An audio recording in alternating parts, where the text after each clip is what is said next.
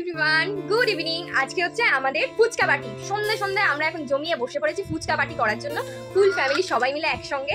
তো এখন হচ্ছে খুব জোর কদমে ফুচকার তোড়জোড়, কিছু রেডি করে রাখা আছে। এই যে ফুচকার পাপড়ি, আর এই যে হচ্ছে মেন টক জল, আর এখানে লেবু ছাড়ানো হচ্ছে টক জলে দেবে বলে। এখানে আলু সেদ্ধ করে রাখা আছে, মটর ছোলা সব সেদ্ধ করে রাখা আছে, দেখতে পাচ্ছ। আর এই যে দিদি করছে সবকিছু, হচ্ছে ফুচকা ভাজা। ফুচকার পাপড়িগুলো কি সুন্দর ফুলছে, সুন্দর ফুচকাটা ভাজা হচ্ছে, হেভি লাগছে। ফুচকাগুলো কি সুন্দর হয়েছে দেখো। ফুচকাও কমপ্লিট, টক জলও কমপ্লিট। এবার শুধু আলুগুলো ছাড়িয়ে আলুগুলো মাখলেই হয়েছে।